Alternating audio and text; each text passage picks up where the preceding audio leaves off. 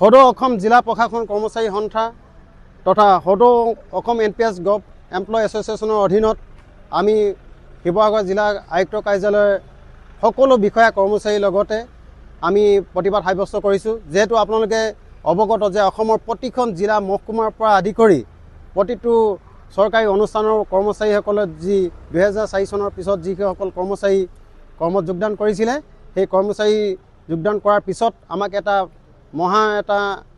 ডাঙৰ এটা বোজা আমাক জাপি দিয়া হৈছিলে। সেইটো হ'ল আপোনাৰ NPS, তাৰপিছতে আহিলে আকৌ OPS।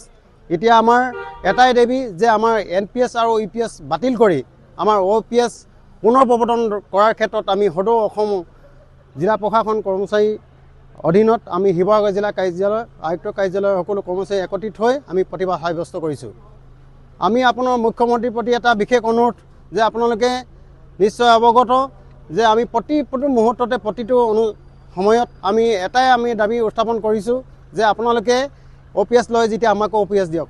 এতিয়া এজন বিধায়ক বা মন্ত্ৰী বিধায়কে হওক, আপোনালোকে জানে যে 5 বছৰ যদি তেখেতৰ কাৰ্যকাল থাকে, কাৰ্যকাল থকাৰ পিছত দৰমহা আধাটো পেঞ্চন পায়। কিন্তু আমাৰ কৰ্মচাৰীসকলৰ সুদীৰ্ঘ 30 বছৰ 35 বছৰ চাকৰি কৰাৰ পিছত আমি কি পাম? আমি এজন কোম্পানী আমি অধীনত এজন কৰ্মচাৰী হ'ম। আমি চৰকাৰী কৰ্মচাৰী এজন অৱসৰপ্ৰাপ্ত কৰ্মচাৰী আমি নহওঁ। সেয়ে আমি দাবী জনাইছোঁ যে আমাক OPSটো প্ৰৱৰ্তন কৰক, পুনৰ বাহাল ৰাখক OPSটো। এয়াই আমাৰ অনুৰোধ। এটা কথা মানে কাৰ্যসূচী ক্ৰমান্বয়ে আমাৰ ঊৰ্ধ্বতম কৰ্তৃপক্ষই যেনেকৈ ল'ব আমি তেনেকৈ ধৰণে আমি কাৰ্যসূচী পালন কৰি যাম। আমাৰ কোনোদিন এইটো স্থগিত নহয়। আমাৰ যেতিয়ালৈকে আমাক OPS ব্যৱস্থা নকৰে তেতিয়ালৈকে আমাৰ কোনো কাৰণত আমি স্থবিৰ নহওঁ। আমি পুনৰ আন্দোলনে আমি কাৰ্যসূচী ল'বলৈ বাধ্য হ'ম।